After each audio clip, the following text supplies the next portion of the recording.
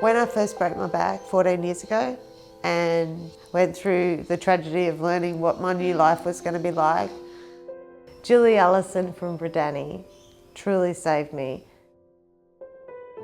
in a very broken moment in my life, and I couldn't see a future that looked anywhere near a glowing sight.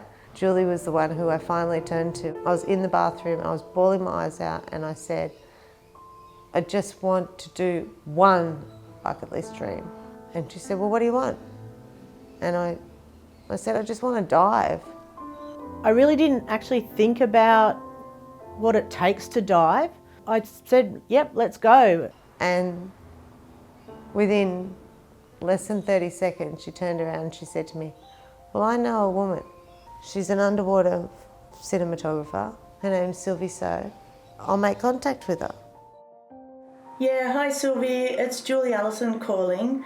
I have a participant that would like to dive. She's actually paraplegic with a acquired brain injury. If you could give me a call back, that would be great.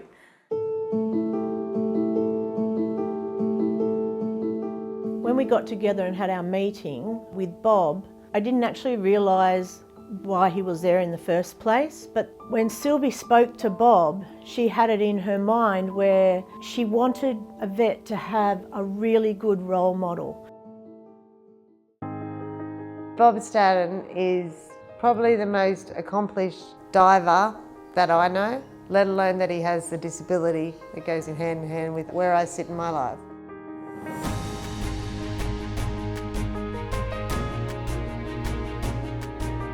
Then he started talking about, you know, we can do this for you, we can do that for you, we'll get you a wetsuit, we can put you through your training. It's like, where did this man come from?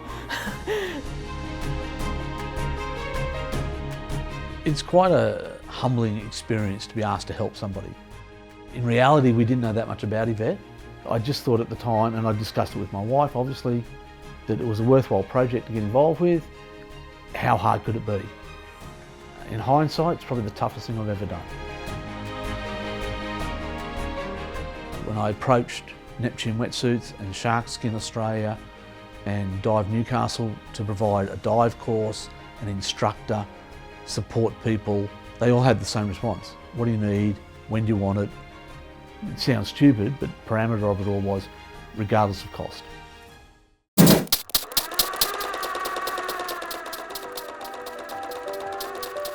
One of the major issues for people with spinal cord injury in diving is once we enter the water, our body core temperature drops quite rapidly. It can drop 2 degrees and take up to 4 days to come back up. My hands and the tips of my fingers and the top of my head were the two things that made me go into hypothermia so quickly, being above T6 as a level of para. When he offered everything he did, I had no clue he'd be able to offer me the things that were absolutely critical to being in 19-degree water for over 40 minutes.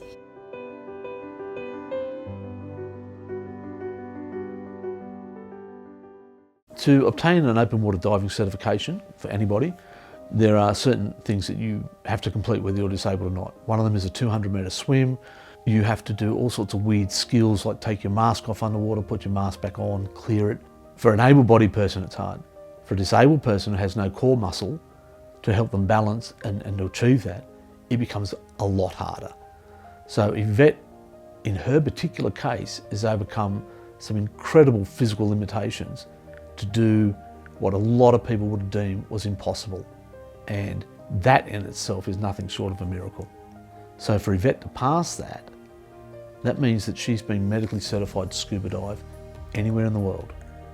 Throughout the theory process of learning how to dive, I was very aware that I was compromising, one, my life by putting myself under water, but I'm also putting other people's, or at least their emotions, on the line about how they help me without hurting me, without stressing me.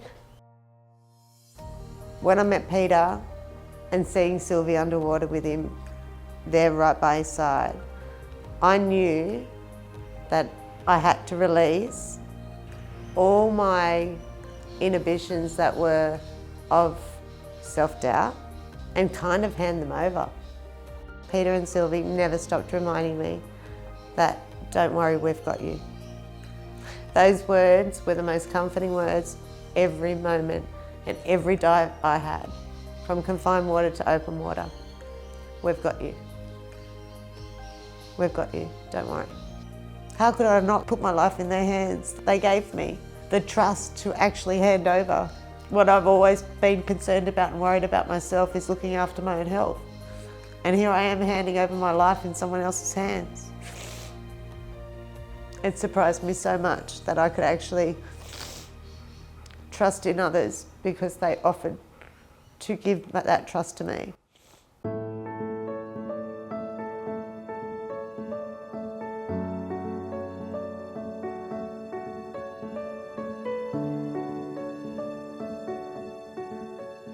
I was first told I would never be able to dive below 3 metres, and then a professional dive doctor that knew my condition was able to tell me that wherever your comfortability is, you'll be able to dive to, and we got to 5 metres.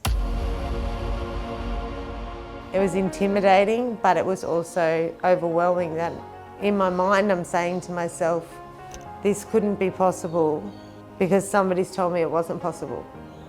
But I have to break that barrier where I go, well, if I'm okay with it, then it must be okay. So if I feel okay, then why am I listening to someone else's view?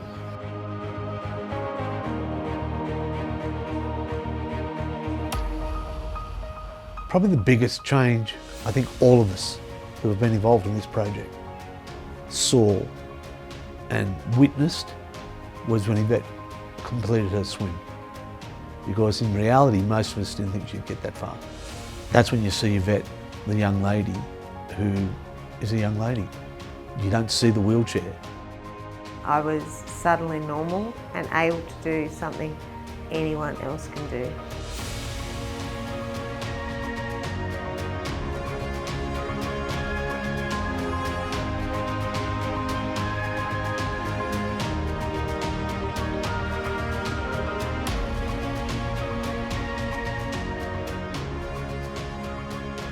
I've never got a congratulations for one damn thing because it's only been health problems for so damn long. Just a little me is a bit proud of me, but I'm super proud of the team that put me here. So people meet me and they go, oh, it's amazing, you're in a wheelchair, you go diving, or you've swum across Lake Macquarie, or you've been to the Paralympics. Surely that's amazing, and you know, they're great achievements. The greatest achievement in my life is what we've done with Yvette. So there's a young lady who has been told no, to a young lady who's suddenly been told yes, to a young lady who has virtually ticked her bucket list of learning to dive. One of the joys in life is giving. And what we've given Yvette, all of us, is the gift of life and enjoyment. What more can you ask for?